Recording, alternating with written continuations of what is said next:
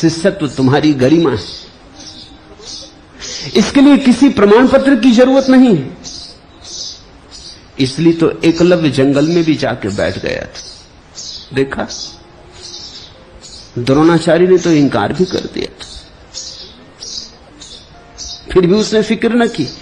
गुरु ने तो इंकार ही कर दिया, लेकिन शिष्य शिष्य बनने को राजी था, तो गुरु क्या कर सका। एक दिन गुरु ने पाया कि गुरु को हरा दिया शिष्य ने। एकलव्य तो मिट्टी की मूर्ति बना के बैठ गया, उसी के सामने अभ्यास करने लगा, उसी की आज्ञा मानने लगा, उसी के चरण छूने लगा। जब द्रोण को खबर लगी कि एकलव्य बहुत निष्णात हो गया है, तो वो देखने गए, चकित हो गए। चकित ही न हुए, घबरा भी गए। इतने घबरा गए क्योंकि एकलव्य ने इस तरह साधा था कि अर्जुन फीका पड़ता था। द्रोण कोई बहुत बड़े गुरु ना रहे होंगे, एकलव्य बहुत बड़ा शिष्य था।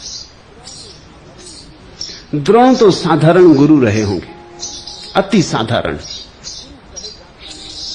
गुरु कहे जा सके ऐसे गुरु नहीं। कुशल होंगे, पारंगत होंगे, लेकिन गुरुत्व की बात नहीं थी कुछ भी। पहले तो इसलिए इंकार कर दिया कि वो शूद्र था, ये भी कोई गुरु की बात है। अभी गुरु को ब्राह्मण और शूद्र दिखाई पड़ते नहीं। दुकानदार रहे होंगे, बाजारी बुद्धि रही होगी। क्षत्रियों के गुरु शूद्र को कैसे स्वीकार करें। समाज से बहुत घबराए हुए रहे होंगे, समाज पोषक और समाज के नियंत्रण में रहे होंगे, क्षुद्र बुद्धि के रहे होंगे। जिस दिन द्रोण ने एकलव्य को इंकार किया कि वो शूद्र था, उसी दिन द्रोण शूद्र हो गए। ये कोई बात हुई? लेकिन अद्भुत था एकलव्य, गुरु के इंकार की भी फिक्र न की। उसने तो मान लिया था हृदय में गुरु, बात हो गई थी। गुरु के इंकार ने भी उसकी गुरु की प्रतिमा खंडित न की। अनूठा शिष्य रहा होगा। और फिर बेईमानी की हद हो गई।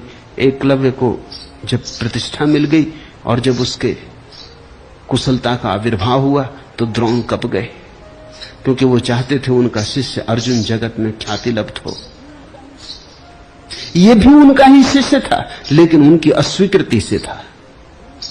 इसमें तो गुरु की बड़ी हार थी। गुरु जिसको सिखा सिखा के, प्राणपण लगा के सारी चेष्टा में संलग्न थे, वो भी फीका पड़ रहा था इस आदमी के सामने जिसने सिर्फ मिट्टी की अनगढ़ प्रतिमा बना ली थी अपने ही हाथों से, और उसी के सामने अभ्यास कर करके कुशलता को उपलब्ध हुआ था। उससे अंगूठा मांग लिया। बड़ी आश्चर्य की बात है, दीक्षा देने को तैयार न हुए थे, दक्षिणा लेने पहुंच गए। लेकिन अद्भुत शिष्य रहा होगा एकलव्य। जिसने दीक्षा देने से इंकार कर दिया था, उसको उसने दक्षिणा देने से इंकार न किया। एकलव्य जैसा शिष्य ही शिष्य है। उसने तत्क्षण अपना अंगूठा काट के दे दिया। दाएं हाथ का अंगूठा मांगा था।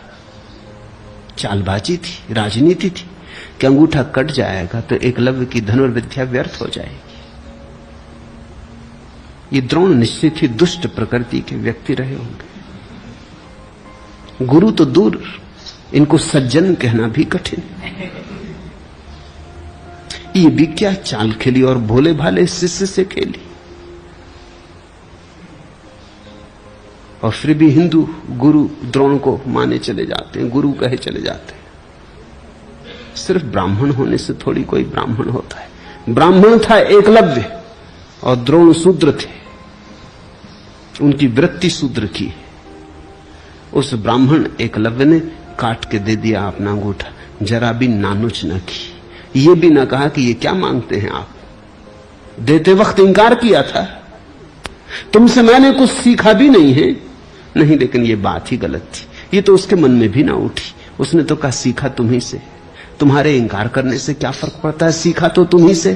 तुम इंकार करते रहे, फिर भी तुम्ही से सीखा। देखो तुम्हारी प्रतिमा बनाए बैठा हूं तो तुम्हारा ऋणी। अंगूठा मांगते हो, अंगूठा तो क्या, प्राण भी मांगो तो दे दूंगा। अंगूठा दे दिया। शिष्य होना तुम पर निर्भर है।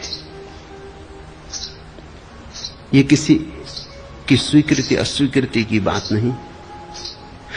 तो अगर तुम्हें लगता है कि खूब तुम्हें मिला तो बात हो गई। इसी भाव में गहरे बने रहना। शिष्य का भाव कभी खोना मत,